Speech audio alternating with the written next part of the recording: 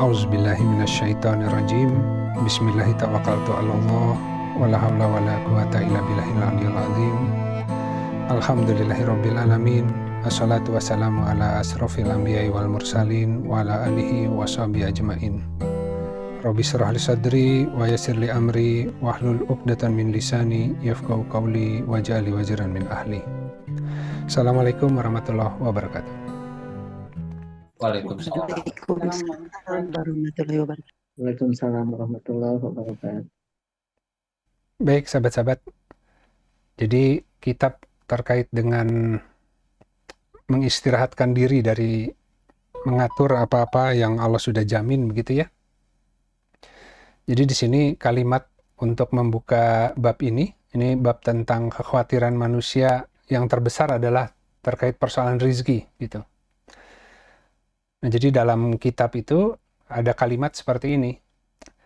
Jika bukan dikarenakan kebutuhan atau himpitan mendesak yang mendorong hamba untuk bermunajat, niscaya pintu munajat hanya akan terbuka bagi hamba-hamba yang telah mencapai kedudukan para pecinta atau ahli al-widad disebutnya.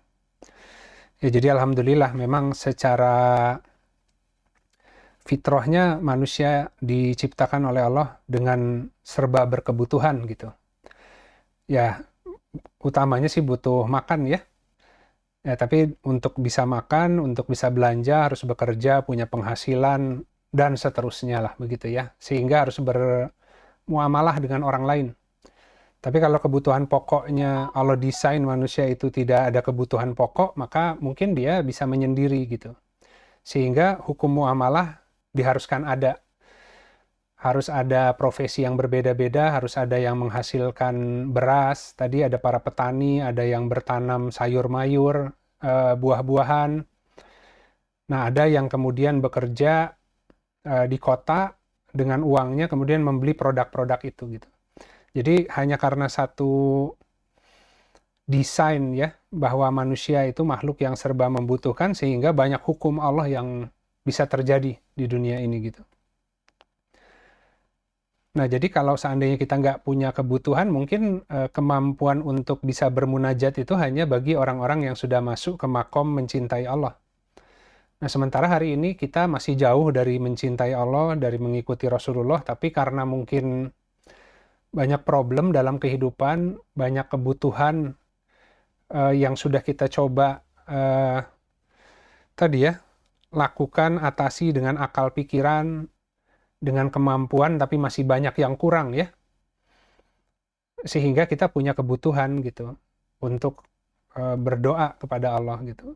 Ya termasuk kayak anak, kita nggak bisa ketika kita melepaskan mereka tumbuh dewasa, kita tidak bisa melakukan penjagaan 24 jam sehari. Kita nggak tahu mereka memasuki lingkungan yang akan memberikan pengaruh apa gitu ya.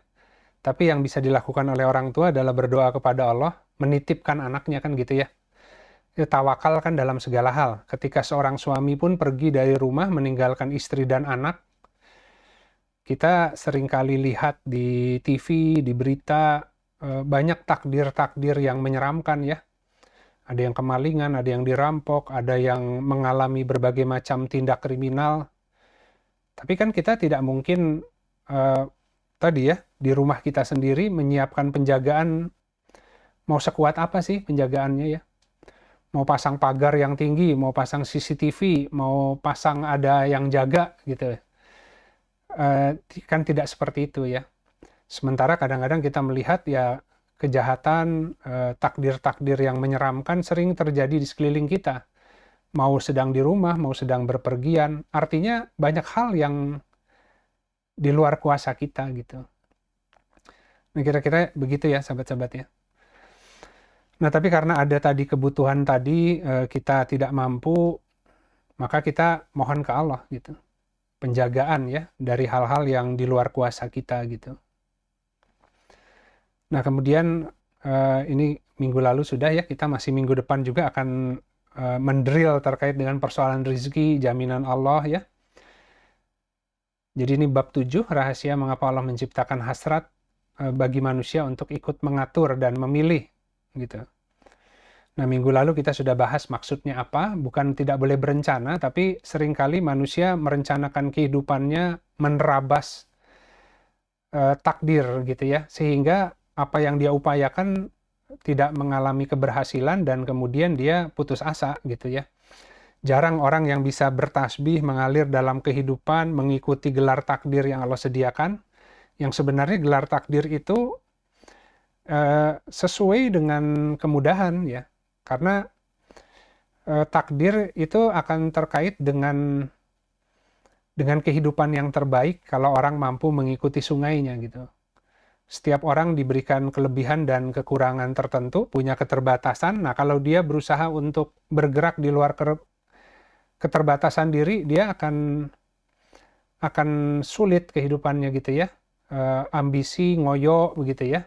Tapi ketika mampu mulai bertasbih, mengikuti kehendak Allah yang menciptakan hidup, dia akan melihat nanti bahwa rute yang Allah sediakan itu akan menghantarkan dia ke tempat terbaiknya masing-masing. Sesuai profesi, sesuai bentukan karakter, sesuai keterampilan yang Allah izinkan ada hari ini gitu.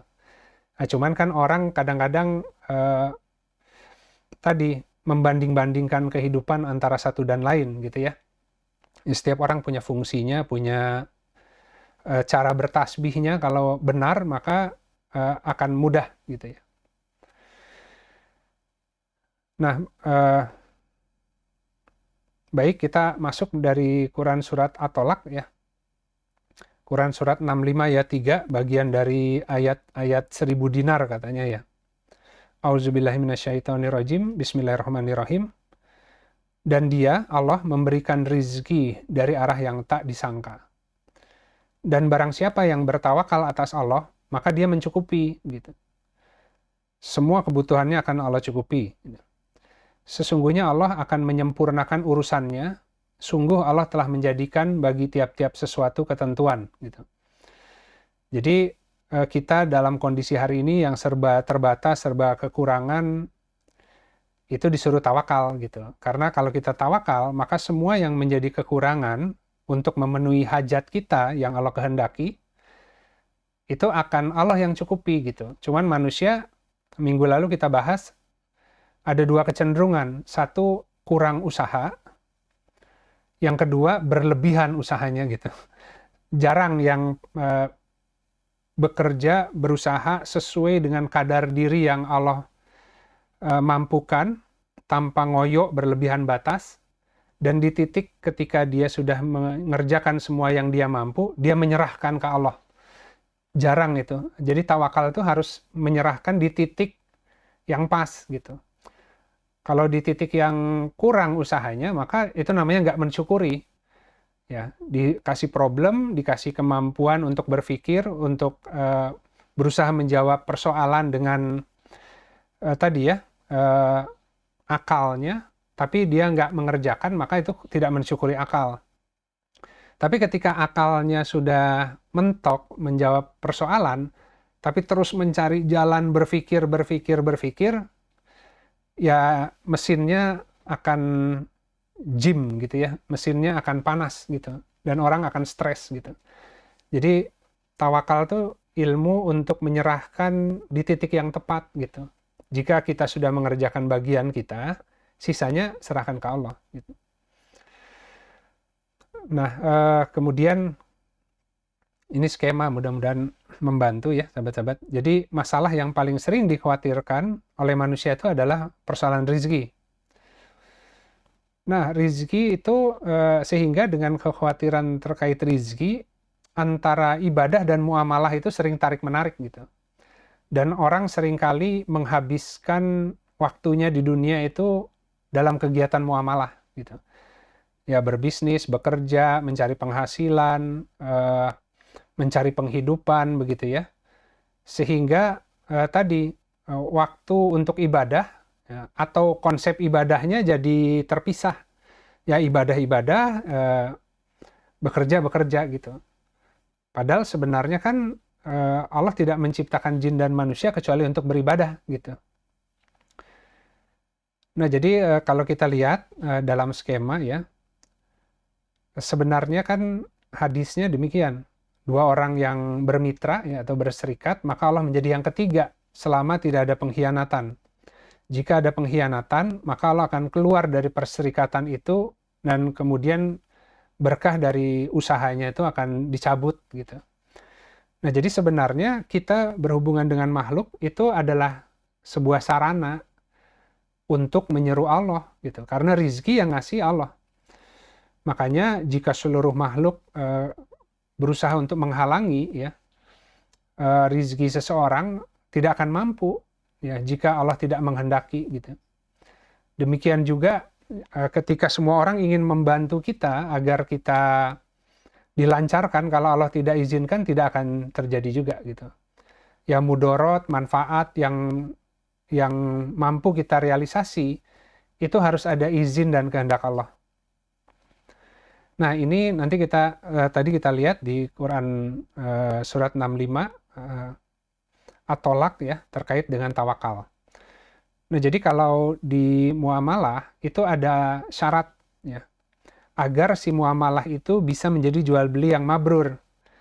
Kalau mabrur ini kan sama dengan haji yang mabrur ya, haji yang Allah terima gitu ya. Nah, sehingga kadang-kadang kita misalkan bermuamalah dengan orang, kemudian kita dicurangi, tapi kemudian kita tadi ya tidak melakukan pembalasan sehingga berlebih batas dan kemudian menzolimi diri sendiri, itu kan susah. Ketika orang disakiti oleh orang, dizolimi oleh orang lain, kecenderungannya adalah untuk membalas gitu. Nah, tapi kan ketika orang lain menzolimi kita juga harus ada izin Allah gitu. Sehingga seringkali Allah izinkan makhluk itu saling menyakiti untuk menguji respon dari orang yang beriman. Kalau mereka disakiti demikian, apa kira-kira langkah yang akan dia lakukan? Apakah membalas dengan sebuah perbuatan yang seimbang, maka itu diperbolehkan, disebutnya kisos, atau dia melewati batas kemudian akhirnya membalas dengan lebih keras sehingga dia menzolimi dirinya sendiri gitu. Nah, kita akan banyak menghadapi perlakuan seperti itu dari makhluk gitu ya. Nah, termasuk ketika misalkan kita berjual beli, kemudian mau jual barang, datang pembeli, kita lupa atau menutupi cacat dari barang itu. Karena kita takut kalau seandainya diketahui ada cacat barang, pembeli jadi membatalkan rencananya untuk membeli barang kita, padahal kita sedang membutuhkan uangnya, misalkan. Itu di titik itu sebenarnya Allah menguji. Karena kalau kita menganggap dengan berhasil jual barang itu, dengan sedikit menipu, dapat hasilnya, kemudian cukup untuk menyelesaikan problem kehidupan kita, biasanya hasil penjualannya sudah habis duluan, problemnya masih banyak, atau makin banyak karena kita melakukan kecurangan. Jadi akan banyak musibah yang datang gitu ya. Nah, tapi agar muamalah itu bisa jadi wasilah, menghantarkan agar Allah kemudian membuka rizki yang sesungguhnya, dikatakan bahwa dia harus memenuhi 3 kriteria.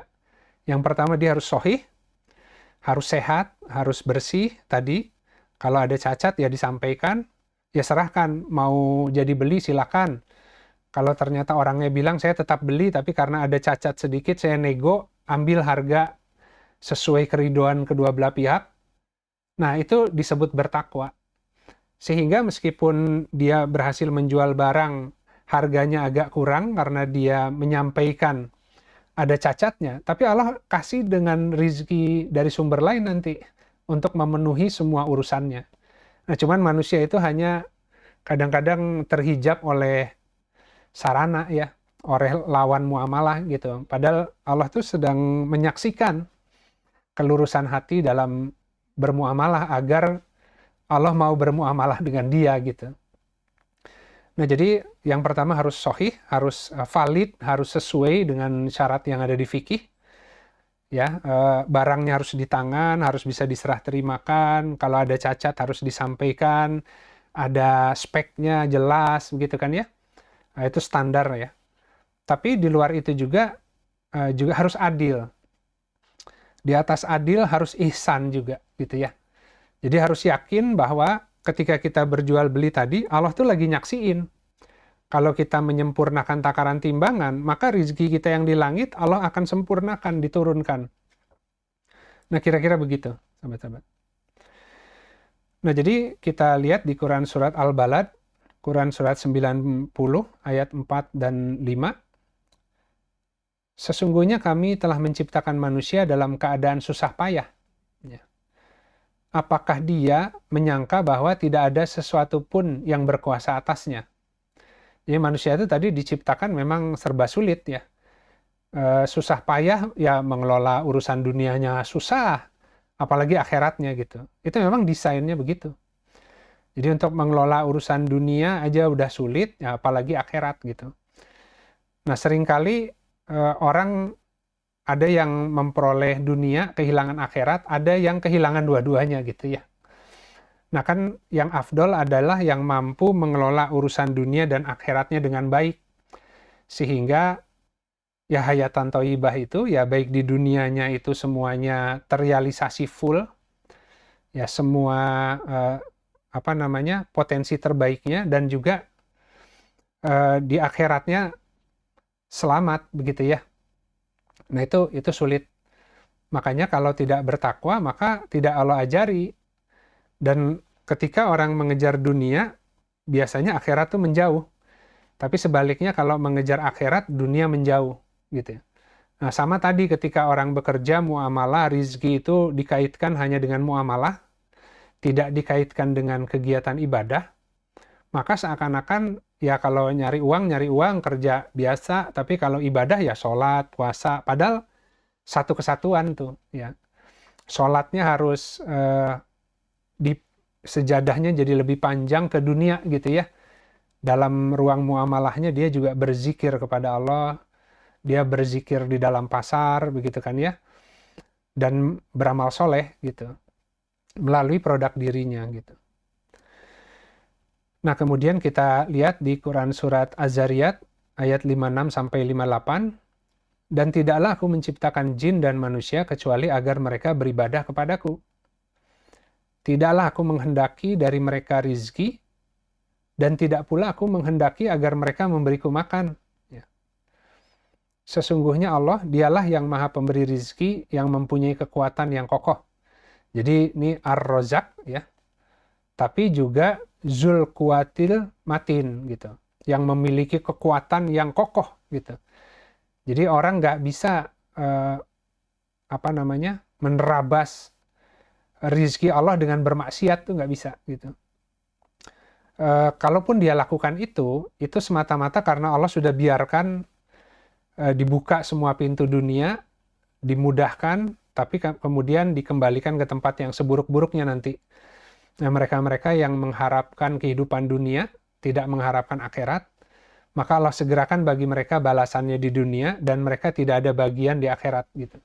Jadi pendek waktunya, ya mungkin di dunia sukses, serba mudah ya, tapi yakin ketika ajal datang, masuk alam barzah, udah lain urusannya gitu ya. Nah, kemudian di Quran Al-Hijr ayat 99, dan beribadahlah kepada Robmu hingga datang kepadamu al-yakin. Jadi fokus dari kitab ini adalah kan istirahatkan dirimu dari mengejar apa-apa atau tadi mengurusi apa-apa yang telah Allah jamin bagimu, dan konsentrasikan dirimu untuk tadi melaksanakan apa-apa yang Allah tuntut darimu ya. Maka semua tuh akan Allah sediakan nanti kebutuhannya gitu. Jadi kalau benar ibadah, harusnya dunianya mendatang dengan tertunduk, semua kehidupannya jadi mudah gitu. Nah, tapi harus dibuktikan hingga datang al-yakin gitu. Karena yakin tuh harus ada buktinya, sahabat-sahabat. Nah, kita lihat lagi skema. Jadi kalau manusia itu ada kebutuhan ya, kemudian kebutuhan itu dan juga ada hajat yang harus dipenuhi ya. Nah, manusia itu akan mencari solusi kan ya, akan mengitari problem. Ya, ketika ada sebuah kebutuhan, manusia akan berpikir, bekerja terus ya, bagaimana caranya agar kemudian kebutuhan itu bisa terpenuhi gitu. Nah, jadi kalau kebutuhan sendiri ya ada sandang, ada pangan, ada papan gitu ya. Beda kalau binatang kan nggak butuh sandang, manusia butuh sandang gitu. Karena untuk ibadah syaratnya adalah menutup aurat gitu. Tapi sandang dalam konteks hikmah, sandang itu pakaian kan ya. Jadi pakaian itu juga terkait dengan akhlak, ilmu, kemampuan ya, karakter, itu sandang tuh yang dipakai. Pasangan-pasangan ya, itu pakaian ya. Dikasih pasangan hidup, istri, suami itu kan pakaian, pasangan gitu ya. Jadi manusia membutuhkan pakaian yang tepat. Makanya ketika Nabi Adam memakan buah huldi, tertanggal tuh pakaiannya, tampak auratnya. Jadi sandang terkait dengan karakter-karakter diri yang dibangun atas dasar ketakwaan. Nah, kemudian yang kedua baru pangan. Pangan nih bicara tentang makanan. Makanan ya tentu tadi hal-hal yang dikonsumsi adalah hal-hal yang memang menyehatkan dirinya gitu ya. Dan kemudian papan. Ya, kalau dalam konteks dunianya ya sandang, pangan, papan ya tadi. Sandang ya pakaian, kendaraan, pangan ya makanan, papan ya rumah tempat tinggal kan. Tapi sebenarnya kalau dalam konteks hikmah, papan adalah tempat tegaknya gitu. Ya rumah itu rumah urusan gitu. Kalau dia menginjak koordinat itu, maka dia dibuka tuh semua rizkinya gitu. Ya, jadi harus punya tempat tugas gitu. Rumah urusan ya sesuai dengan fungsi diri masing-masing gitu. Nah, jadi manusia punya kebutuhan yang lahiriah, sandang, pangan, papan. Kemudian kalau seandainya ini terpenuhi ya, ini secara lahiriah saja ya, bisa beli baju, bisa makan, bisa punya rumah, tapi belum tentu manusia bahagia gitu. Karena pemenuhan hajat manusia agar bahagia itu nggak cukup dengan yang disebut kebutuhan pokok. Manusia itu lebih kompleks ya. Nah, jadi kalau kita pinjam istilah piramida Maslow, ini sebenarnya kan hayatan thayyibah kurang lebih seperti itu. Hanya kalau hayatan thayyibah di Al-Quran, itu dunia akhirat gitu ya. Nah, sehingga manusia akan bahagia kalau pemenuhan hajatnya yang pertama yang secara fisik terpenuhi. Ya tadi ya, termasuk rumah tinggal, kemudian makanan, pakaian, itu yang semua yang sifatnya fisikal, materi sudah terpenuhi. Tapi kalau itu sudah terpenuhi, manusia masih membutuhkan hal lain. Dia membutuhkan keamanan ya. Punya itu semua tapi selalu dalam kondisi yang tadi ya, merasa terancam, manusia nggak akan bahagia. Nah, setelah dia punya rasa aman, maka dia membutuhkan interaksi sosial ya. Jadi kalau sudah punya semua kebutuhan, punya rasa aman, tapi nggak bersosialisasi, manusia juga tidak akan merasa hidup gitu. Nah, setelah dia punya interaksi sosial, dia punya kebutuhan untuk diapresiasi, ya, dihargai gitu kan. Setelah itu dia butuh saluran untuk mengaktualisasi diri, sehingga punya makna lebih dalam kehidupan, merasa punya sebuah misi gitu. Itu yang membuat orang menjadi terus termotivasi gitu ya. Nah, jadi pemenuhan hajat manusia itu kompleks ya. Dari yang sifatnya fisik sampai psikologis ya, sampai yang transenden gitu. Dan banyak manusia yang memenuhi hal-hal yang fisikal, kemudian hidupnya tidak bahagia, pada akhirnya putus asa dan mengakhiri hidup dengan bunuh diri gitu. Jadi kompleks manusia itu. Nah, kemudian kalau kita lihat, ini tadi kebutuhan manusia ya. Nah, manusia kalau dia bergerak secara horizontal, ya, tadi kebutuhannya itu dia berusaha untuk memenuhi semua hajatnya tadi. Nah, itu akan keras manusia itu ya, berusahanya. Kalau nggak sesuai dengan takdirnya, maka seringkali nggak tercapai itu ya, pemenuhan hajat itu gitu ya, karena memang bukan di situ dimudahkan untuk bertasbihnya gitu. sehingga tidak pernah dihargai dalam bidang itu, aktualisasi dirinya terbatas karena inspirasinya juga tidak mengalir dengan mudah, gitu. Karena setiap orang itu sudah punya track yang Allah sediakan, kalau dia bergerak di situ, semua ngalir gitu. Karena pemberian Tuhan tuh semua kemampuan-kemampuan itu.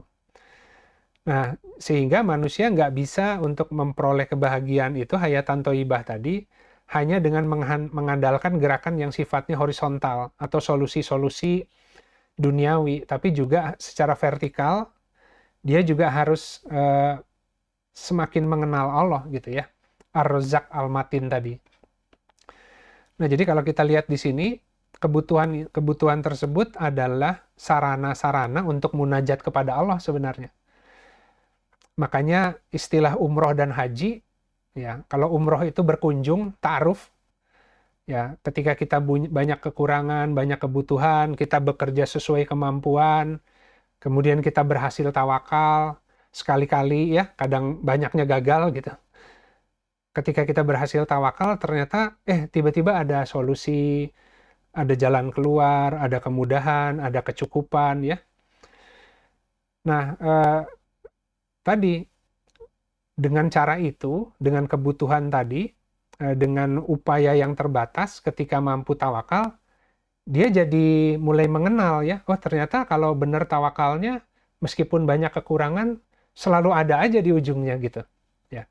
Dan kita itu akan diuji dengan berbagai urusan. Ya nanti kalau anaknya sudah besar, sekolah anak gitu ya, anak mau nikah, biaya nikah anak, jadi akan terus-menerus gitu. Tapi kan barang siapa tawakal, Allah mencukupi. Ketika anaknya mau sekolah, fasilitasnya Allah kasih. Rizkinya ada atau kemudahannya ada. Ketika anaknya mau nikah, biayanya ada. Semua selalu ada pada waktunya gitu. Tapi kalau enggak, dia dari sekarang harus ngumpulin, harus bekerja keras, karena dia sudah memikirkan, wah nanti kalau anak kuliah, anak menikah, saya harus kumpul-kumpulin dari sekarang nih. Ya supaya lebih tenang, punya tabungan, sehingga nanti semua kebutuhan itu kita udah punya solusinya gitu. Nah dia lupa bahwa kan Allah ngasih rizki sesuai urusan. Ya.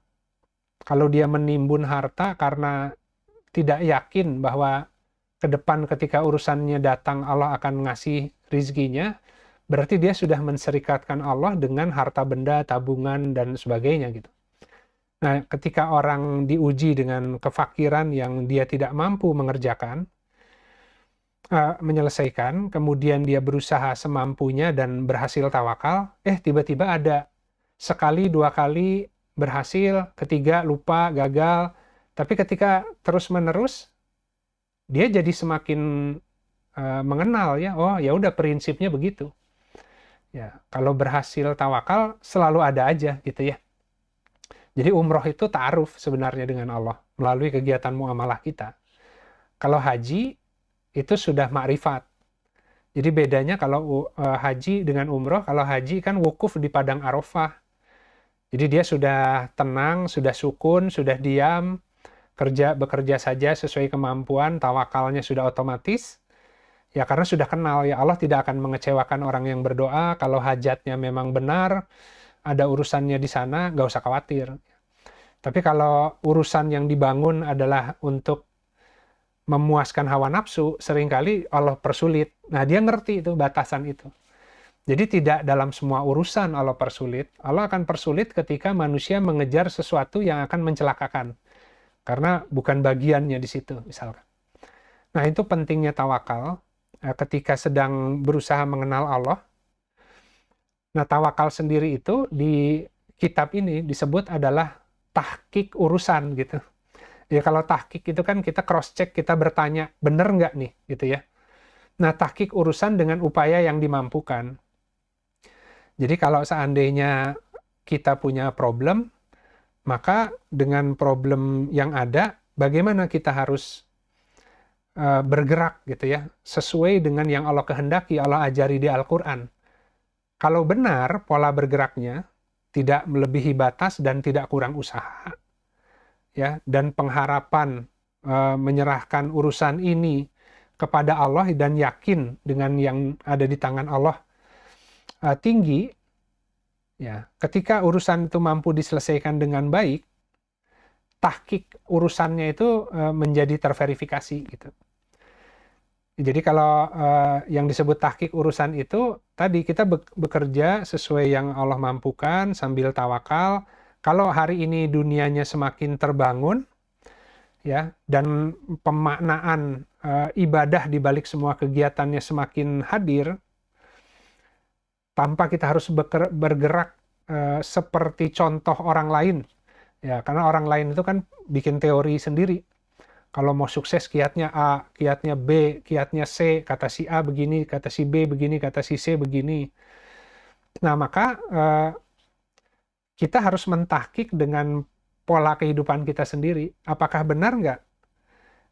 Kalau saya dengan pola takdir yang seperti ini, dengan bentukan yang seperti ini, cara menyelenggarakan urusannya adalah seperti ini.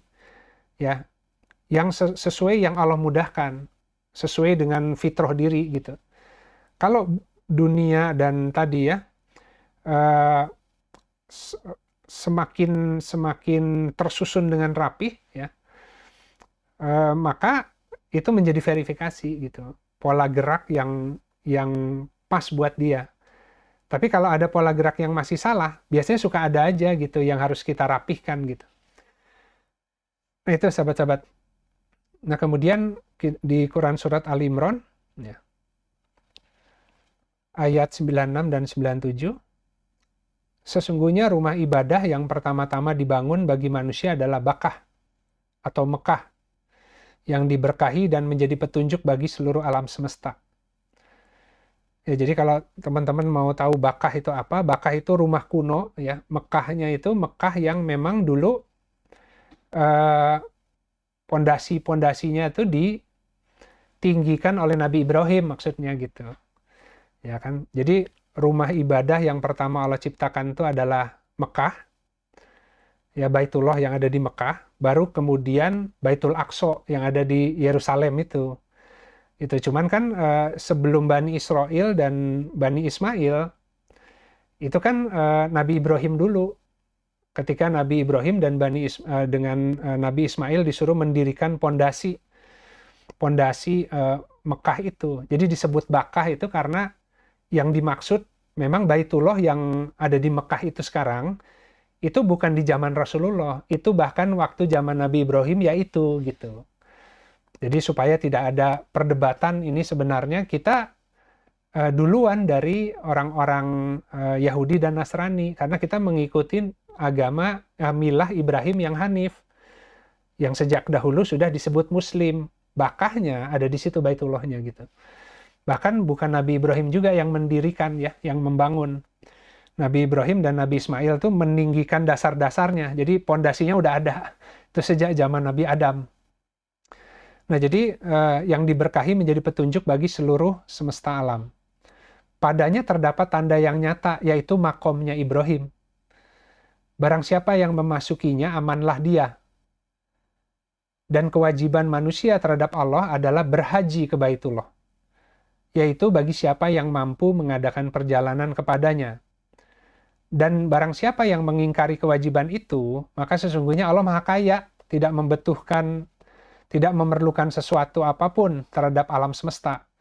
Jadi tadi manusia yang banyak berkebutuhan. Kalau kita bingung untuk membaca dunianya, kita yang harus datang ke Baitullah maksudnya.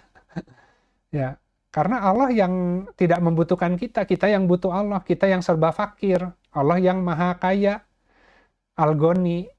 Ya, jadi kalau kita datang kepada Allah dalam keadaan serba membutuhkan, kita sudah berusaha sesuai dengan keterbatasan yang kita punya, tapi sisanya tawakal ke Allah. Kekurangannya Al-Ghani yang mencukupi. Karena Al-Ghani itu yang Maha Kaya dan berkelimpahan. Nah, ketika manusia itu seringkali merasa sudah cukup dengan usahanya saja, sehingga nggak butuh Allah seakan-akan gitu kan. Nah, jadi kita disuruh mengunjungi Allah tadi haji. Ya, jadi ya mau umroh dulu boleh, atau kalau mampu ya haji gitu kan. Nah, jadi ini terkait dengan konteks yang sebelumnya. Ketika kita tawaf, mengitari sebuah persoalan, kita kembali ke Allah, ya Allah ini seperti apa nih harus menghadapi urusan ini, kemampuanku terbatas, ya kan, ya sudah, kerjakan sesuai yang ada dulu, nanti sisanya Allah gitu. Nah, sekali dua kali dibuktikan tawakalnya berhasil, ta'aruf tadi, semakin mengenal. Tapi harus sering-sering mengunjungi Baitullah, sering-sering harus menyeru Allah maksudnya, gitu kan. Jadi Baitullah kan yang ada di dalam diri ya, ya tanya kepada hatinya tuh dialog ke Allah maksudnya gitu. Nah, kemudian Al-Baqarah ayat 158, sesungguhnya Safa dan Marwah merupakan bagian dari syiar Allah. Maka barang siapa yang berhaji ke Baitullah atau berumroh, tidak ada dosa baginya untuk bertawaf atau mengerjakan sa'i di antara keduanya gitu. Dan barang siapa dengan sukarela mengerjakan kebaikan, maka sesungguhnya Allah Maha mensyukuri lagi Maha mengetahui. Nah, ini mudah dengan sketsa ya. Nah, jadi kalau digambarkan kurang lebih gini, sahabat-sahabat. Ini ada Safa dan Marwa, ini kan diajari melalui kisahnya Nabi Ibrahim ketika meninggalkan Siti Hajar dan Nabi Ismail ketika masih bayi itu ditaruh di lembah yang kering, yang tidak ada tanam-tanaman. Ya, agar mendirikan sholat gitu. Nanti kita lihat ayatnya setelah ini. Jadi, ini maksudnya selain yang vertikal, yang horizontal harus dilakukan. Jadi bergerak di antara Safa dan Marwa, dua bukit ya, batas akal manusia. Ya, dia bergerak ya. Jadi dia harus berusaha bekerja ya, tapi bekerja itu sampai Allah keluarkan mata air yang ada di bawah telapak kakinya. Ya. Jadi nggak dikaitkan dengan bekerja untuk nyari uang sebenarnya. Bekerja untuk mengeluarkan potensi diri. Ketika potensi dirinya keluar, Allah akan mudahkan ketemu dengan koordinat tempat rizkinya disimpan gitu, karena akan terkait dengan urusan takdirnya ke depan gitu. Nah, jadi kalau kita lihat ini kan Safa Marwa itu orang bergerak nih ya, dari Safa ke Marwa 7 kali ya, sampai kemudian air zam-zamnya atau sumber mata air penghidupannya memancar gitu, karena itu yang Ar-Razzaq jamin gitu. Cuman kalau orang itu kemudian mendewakan Safa, mendewakan Marwa, ya dia kan berangkat nih dari kantor ke rumah, rumah ke kantor, ya ada aktivitasnya setiap hari itu, ya. Nah itu aktivitas, pola kehidupan, semua problem yang sedang dia hadapi itu sebenarnya sebuah pola tawaf, ya. Dia harus mensyukuri dulu semua kemampuan secara lahiriah, hingga kemudian dari sana mengalir tuh mata air yang ada di bawah telapak kaki. Nah, jadi nanti kalau misalkan melihat urusan, ya dengan kehidupan hari ini, kalau di arsitektur tuh dikatakan ada cone of view. Manusia itu sudut pandang manusia melihat itu yang paling efektif tuh hanya lebarnya 60 derajat. Gitu. Ya nggak bisa lebih. Kalau lebih dari 60 derajat itu kiri kanannya nggak fokus. Tapi yang dia bisa fokus itu cone of view itu 60%. Ya, jadi maknanya itu begini, mencari solusi dalam mengatasi problem kehidupan, kita menggunakan upaya lahiriah, akal. Jadi nggak boleh memandang sebuah persoalan sempit, tapi juga nggak boleh memandangnya terlalu lebar gitu. Harus pas dalam memandang atau membaca semua gelar yang Allah berikan hari ini gitu, sehingga dia tidak memaksakan diri ya untuk bergerak di luar tadi pola takdir yang Allah sediakan gitu, karena rizkinya ada di situ. Orang nggak perlu mencari solusi kehidupan jauh-jauh di luar apa-apa yang Allah sediakan hari ini. Bahkan di balik keterpurukan itu justru ada mata air gitu, karena harus mengenal Ar-Razzaq yang kemudian mengeluarkan sumber pengetahuan dalam urusan kita yang hari ini. Jadi mutiara hikmahnya harus diperoleh dalam setting takdir hari ini. Kalau enggak, masuk ke setting takdir berikutnya, nggak akan bisa lanjut. Karena untuk menghadapi takdir besok hari, pengetahuan terhadap Allah hari ini harus bertambah gitu. Jadi dikatakan kalau seseorang tidak semakin mengenal Allah hari ini, maka besok dia hanya mampu mengambil berkah sesuai dengan akalnya hari kemarin. Jadi nggak ada hal yang baru yang besok bisa diambil. Kalau hari ini akalnya nambah, maka besok masuk ke urusan dunia, dia juga mampu mengambil berkah lebih banyak dari dunia yang Allah gelar. Karena semakin tambah pengenalan. Karena Al-Haq yang ngatur dunia sebenarnya ya. Untuk dia mengenali Robnya gitu. Nah, kita lihat sedikit terkait skema terakhir ayatnya ya. Di Quran Surat Ibrahim ayat 37, Wahai Rob kami, sesungguhnya aku menempatkan sebagian dari keturunanku di lembah yang tidak mempunyai tanam-tanaman, di dekat rumahmu yang dihormati. Ya Rob kami, agar mereka mendirikan sholat. Maka jadikanlah akal hati atau fuad, ini bahasanya afidah. Ya. Faj'al afidah, ya. Minan nas. Ya. Jadi supaya akal hatinya hidup, lihat contoh kisahnya Nabi Ibrahim maksudnya. Dulu Nabi Ibrahim naruh Siti Hajar dan bayi Nabi Ismail kecil di lembah yang tandus yang hari ini itu jadi Mekah. Yang air Zam-Zam sampai hari ini mengalir dan semua manusia berdatangan setiap tahun. Ekonominya ya tinggal bikin hotel, bikin akomodasi, bikin catering karena setiap tahun setiap bulan ada saja yang datang umroh, ada saja yang datang haji kan. Jadi kebayang devisanya untuk negara itu, karena Allah jadikan itu tempat untuk haji dan umroh, wah ngalir semua urusan dunianya. Nah ketika orang mampu mengeluarkan sumur Zam-Zamnya, sumur Zam-Zam masing-masing ya, itu akan seperti itu nanti. Semua orang yang membutuhkan dia akan Allah datangkan. Gitu. Jadi konsepnya bukan lagi pergi ke sana kemari melamar pekerjaan, mencari sesuap nasi. Tapi dia mampu mengeluarkan karunia kemampuan dirinya. Orang datang antri untuk memperoleh manfaat. Nah, ada yang bisa dijadikan sarana muamalah, ada yang untuk bersedekah gitu. Nah, dia tinggal milih nanti. Jadi semua pasien itu akan datang ke dia gitu. Dalam bidangnya masing-masing. Ya kan, maka jadikanlah akal hati atau fuad, afidah, sebagian manusia cenderung kepada mereka, dan berilah mereka rizki dari buah-buahan, agar mereka bersyukur. Jadi Nabi Ibrahim sengaja atas perintah Allah menaruh di padang yang tandus, ya, sehingga lahirlah peristiwa sa'i, Safa dan Marwa tadi. Itu sebagai pengajaran bagi kita agar mendirikan sholat. Ya, nah agar kemudian si akal hati kita cenderung untuk melihat contoh itu.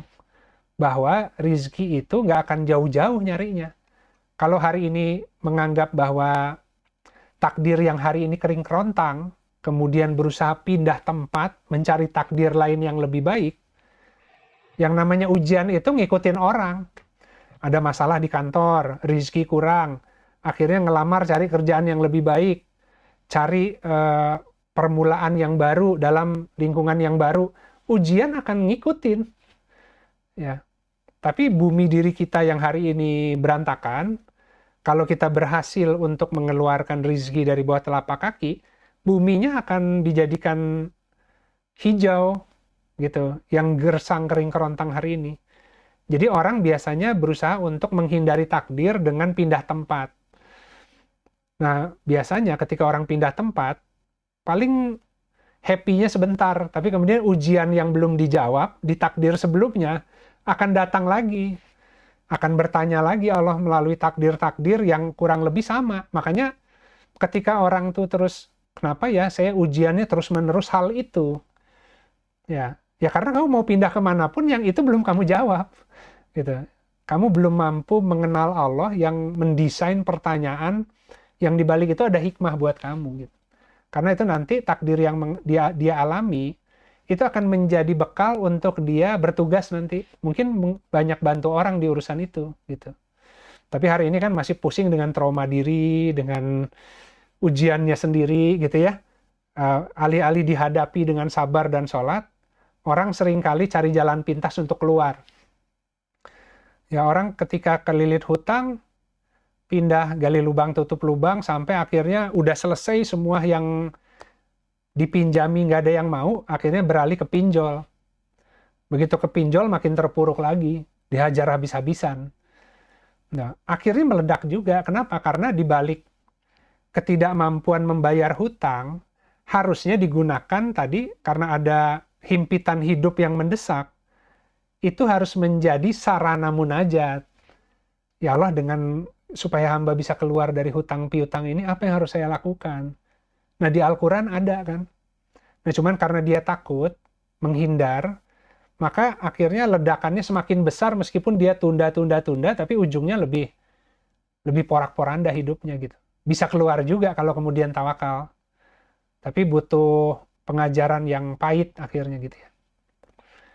Nah, kemudian di Al-Baqarah 125, dan ingatlah ketika kami jadikan rumah tempat berkumpul, masabah. Masabah itu sama dengan pakaian, tempat Allah memakaikan ya.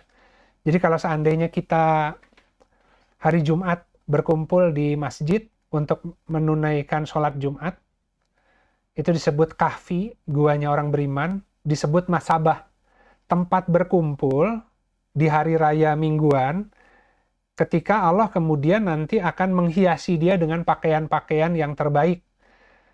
Ya, akhlaknya, ilmunya, rizkinya akan Allah kasih gitu. Makanya sering dijadikan bercandaan malah ya. Katanya barang siapa yang sholat Jumat kemudian akan keluar dari masjid dengan wajahnya semakin ganteng, katanya gitu. Kemudian dijadikan bahan candaan. Jadi maksudnya Allah pakaikan pakaian-pakaian indah ketika dia keluar dengan setelah sholat Jumat. Makanya kan harus baca Al-Kahfi dulu sebelum sholat Jumat. Ketika datang sholat Jumat itu ditinggalkan semua urusan dunia, datang di hari raya itu agar Allah berikan pakaian terbaik, berkumpul untuk diberikan pengajaran yang dari sisi Allah gitu, sehingga keluar tuh ada pencerahan yang besar gitu untuk menghadapi gelar dunianya gitu. Nah, dalam konteks ini masabahnya Baitullah gitu. Dan ingatlah ketika kami jadikan rumah tempat berkumpul bagi manusia dan tempat yang aman. Dan jadikanlah dari makom Ibrahim sebagai tempat sholat. Dan kami perintahkan kepada Ibrahim dan Ismail untuk mensucikan rumahku bagi orang-orang yang tawaf, orang-orang yang itikaf, dan orang-orang yang tunduk bersujud.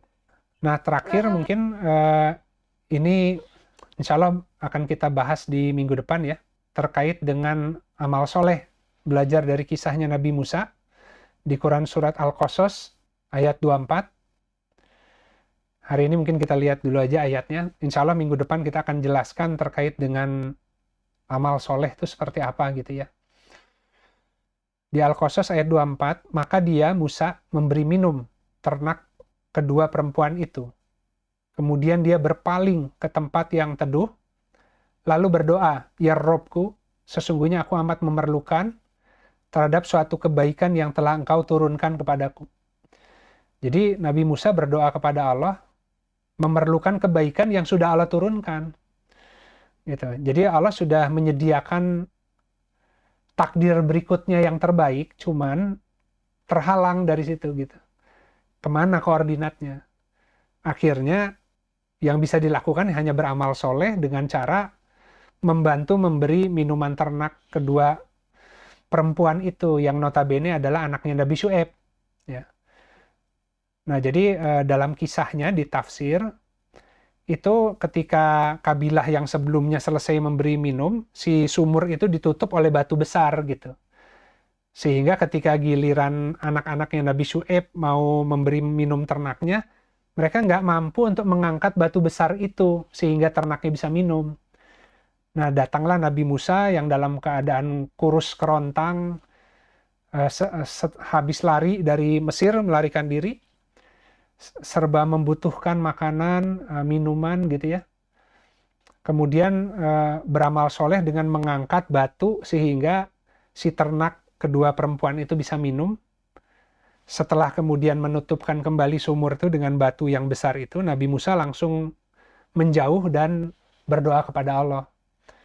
Tapi itu yang kemudian Allah anugerahi dengan salah satu dari perempuan itu kemudian mendatangi kembali Nabi Musa dan mengajak bertemu dengan ayahnya. Baru setelah itu kisahnya berlanjut ya hingga Nabi Musa menjadi seorang nabi gitu.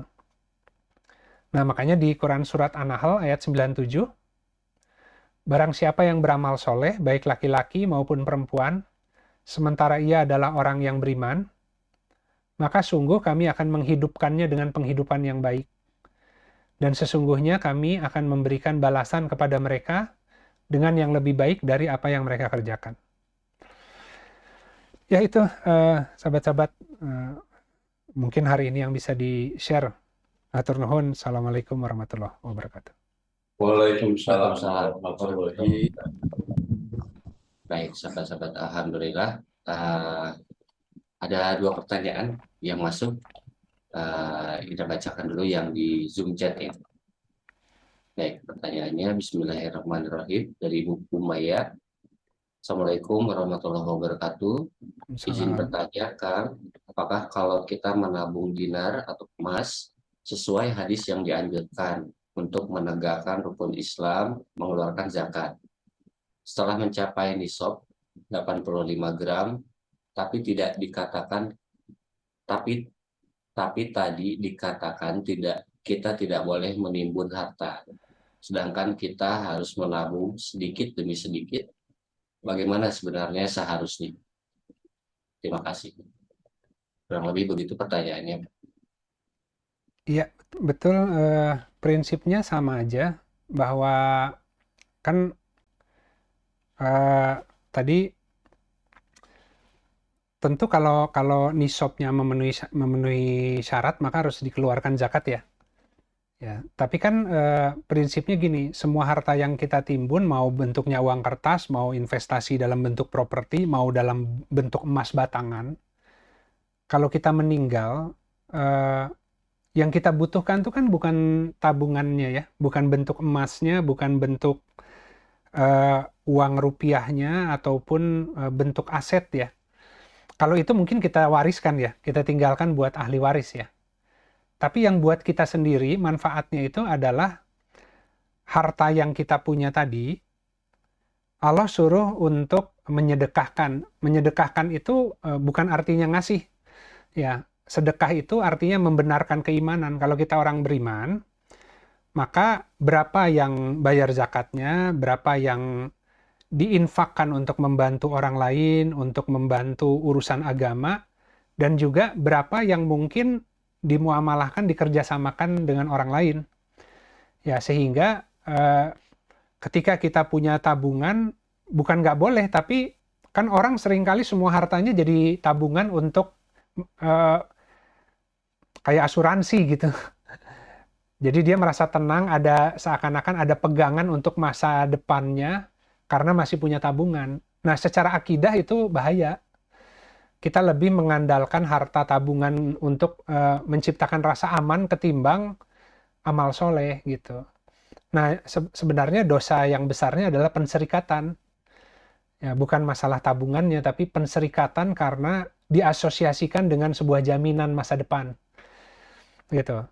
Nah, yang repot adalah ketika kita yang punya harta meninggal, ya harta itu turun ke anak. Anak sih mungkin dapat manfaat ya, tapi kitanya sendiri ketika masuk ke alam barzah akan ditanya, ya kamu punya emas sekian banyak, kenapa disimpan semua? Kita mau jawab apa? Gitu. Ya. Jadi semua tabungan itu akan Allah tanya, hartanya dikemanakan? Kan di hari kiamat nanti tidak akan bergeser telapak kaki seorang hamba kecuali Allah tanya 4 hal gitu. Ya, tentang usianya dikemanakan, tenaganya, masa mudanya gitu ya. Yang repot tuh masalah rizki. Masalah rizki itu Allah nanyanya 2. Yang satu dari mana diperolehnya, yang kedua kemana dibelanjakannya gitu. Nah, kalau ternyata masih banyak di tabungan, sementara kiri kanan tuh ada saudara yang susah, yang sebenarnya dia punya keahlian, tapi mungkin dia nggak punya uang, maka kan harusnya kita tadi muamalah untuk memperoleh wasilah itu, kan tadi harus sohih, harus adil, harus ihsan. Jadi kalau Allah ngasih saya pemilik tabungan yang banyak, Ya saya amankan dulu untuk tadi ya, kebutuhan mungkin setahun nih anak-anak semua sekolah, belanja, dia sisihkan. Tapi sisanya yang banyak, dia mencari cara untuk menginvestasikan di jalan Allah. Gitu. Karena yang datang itu kan tadi tawarannya instrumen, asuransi, gitu kan ya. Eh, tapi kalau yang dari sisi Allah instrumennya kan barangkali ada saudaramu yang punya keahlian tapi nggak punya modal, coba kamu silaturahmi ya, barangkali bisa bantu menjadi pemodal untuk membiayai usahanya. Ya. Nah, ketika si tabungan kita itu didaya gunakan untuk bisa memberi kehidupan kepada orang lain, yang mengalir tuh pahala menghidupkan orang lainnya. Ya, dengan si modal yang kita punya. Kalau ditaruhnya di tabungan, dia nggak ngalir pahalanya masalahnya. Gitu. Jadi bedanya adalah ketika eh, ketika kemudian kerjasamanya dengan orang lain menghasilkan keuntungan dunia, dia dapat dua keuntungan. Satu, mengalir manfaat untuk akhiratnya karena dia bantu menghidupkan orang lain dengan bermuamalah bagi hasil.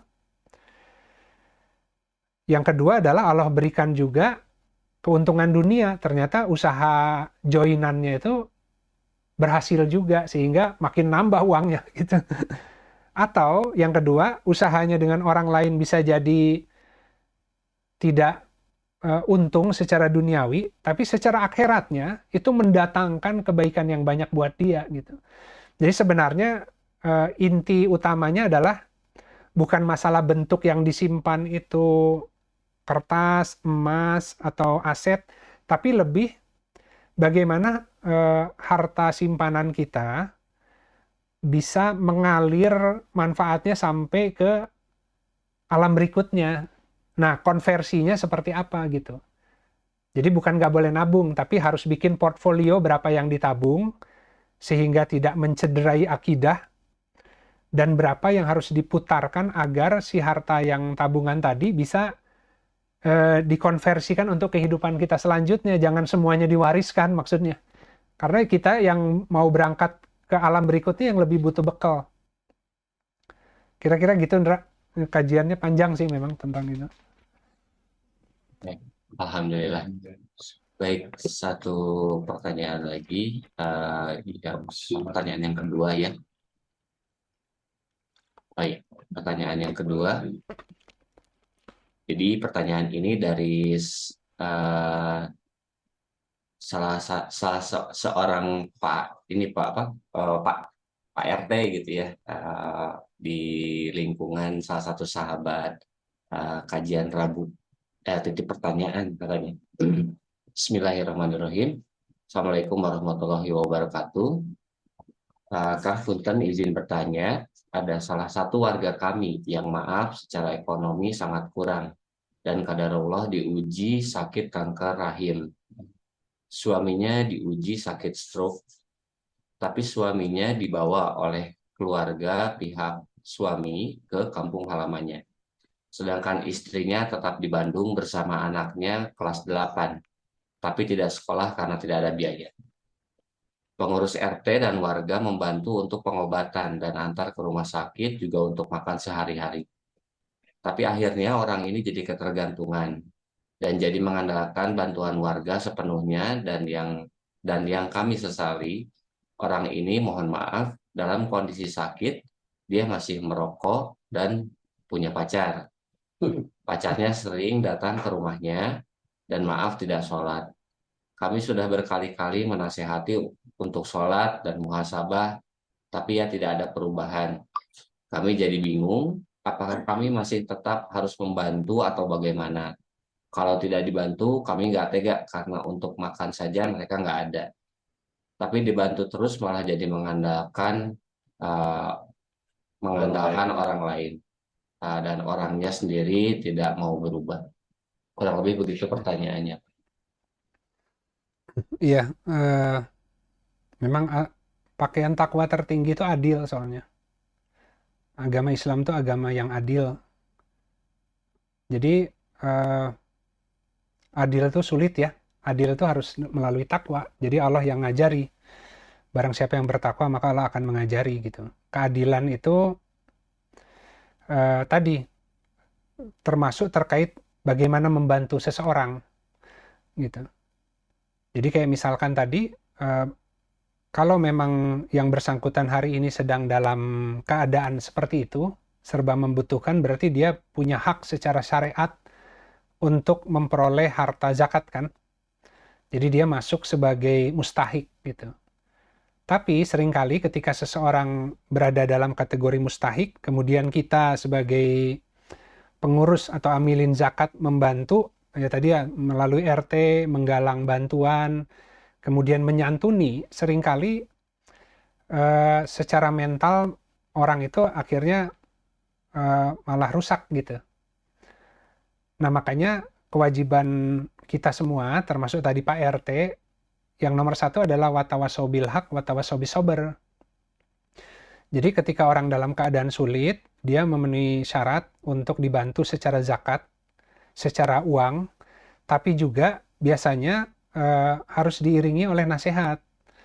Karena kan manusia ketika disantuni seringkali hawa nafsunya kemudian ikut ya. Kemudian menganggap dirinya orang yang susah, yang memang harus dibantu, timbul pengharapan kepada bentuk bantuan itu. Alih-alih ternyata yang kita berikan itu semakin memperbaiki keadaannya, semakin menghancurkan. Karena ketika sudah timbul dari orang yang susah menjadi pengemis secara hati, nah dia mindsetnya adalah meminta dan mengandalkan makhluk, bukan ke Allah. Nah, sementara di Islam kan tidaklah Allah, ya tadi ya, tidaklah seseorang membuka pintu meminta-minta kecuali Allah bukakan pintu kemiskinan. Ya miskin tuh miskin jiwa, jiwanya rusak gitu. Nah, sehingga seharusnya ketika memberikan zakat ke para mustahik, itu juga ada program untuk selama dia keadaannya itu sebenarnya masih mampu berusaha. Nah, maka ketika dia dalam keterpurukan, diberi uang zakat, itu Allah sedang meminjamkan telinga. Sehingga dia akan mendengar orang yang menolong dia kan. Nah, orang yang menolong dia harus punya program pembinaan yang benar gitu.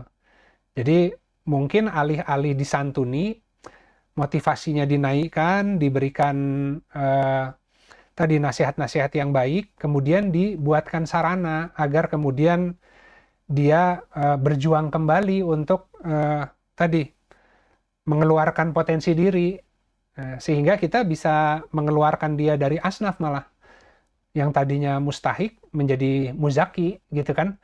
Ya dulu memang dia penerima zakat, tapi karena bentuk bantuannya diiringi dengan nasihat-nasihat yang tepat, kemudian kita berhasil untuk tadi ya membantu dia untuk membuka rezeki yang Allah sudah sediakan buat orang itu gitu. Jadi betul dilemanya begitu. Kadang-kadang ketika kita nolong orang bentuknya hanya kasihan, kasihan itu juga kadang-kadang hawa nafsu ikut. Nggak tega, ya kan Allah juga mendidik kita kan. Apakah kita sebut Allah tega ketika Allah memberikan ujian kepada hamba-hamba yang beriman? Semakin beriman semakin banyak ujiannya. Ya, kalau orang nggak ngerti kan, wah nggak mau jadi orang beriman. Karena kalau jadi orang beriman banyak ujian katanya. Allah mah nggak adil kok, kenapa orang mendekat ujiannya makin banyak.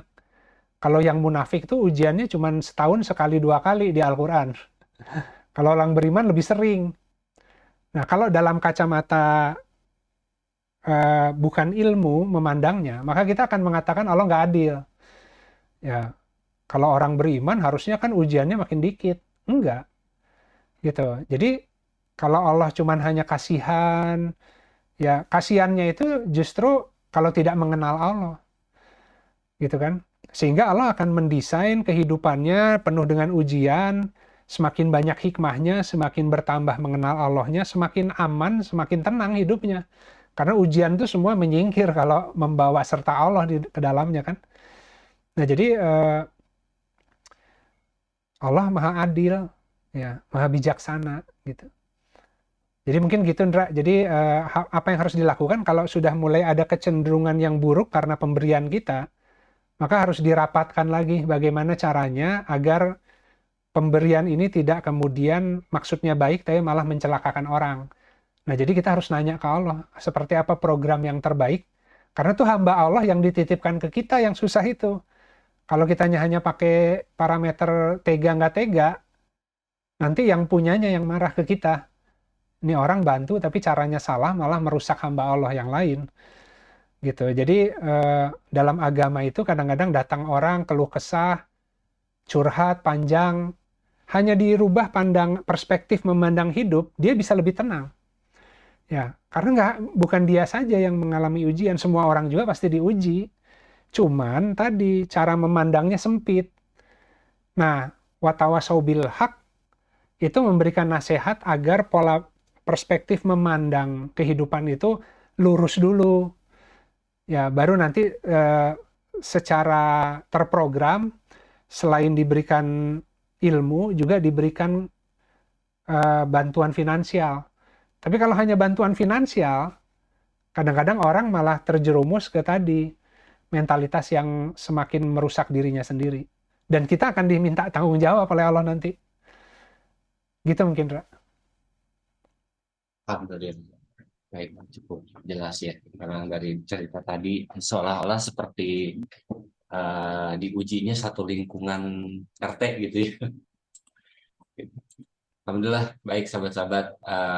Seperti biasa, apabila ada pertanyaan dari pertemuan kita hari ini, atau dari yang lain juga, atau dari mungkin persoalan-persoalan yang hadir ya di sekitar lingkungan, maka silakan nanti bisa japri ke Indra atau disampaikan di sesi kajian Rabu Hikmah selanjutnya insya Allah. Baik, bagi yang berkelapangan untuk membuka kameranya, maka dipersilakan untuk didokumentasi sambil nanti ditutup oleh Pak Yudi. Hatur nuhun sahabat-sahabat dan juga Pak Yudi, hatur nuhun. Maka. Baik, alhamdulillah sahabat sekalian. Sekali lagi mohon maaf tadi agak terlambat. Insya Allah minggu depan kita akan bahas kisah Nabi Musa yang tadi beramal soleh itu ya. Karena yang Nabi Musa mohon ke Allah itu adalah segala kebaikan yang telah Allah turunkan. Jadi kebaikan-kebaikan itu sudah Allah turunkan, ditaruh di belahan bumi yang sebelah mana gitu.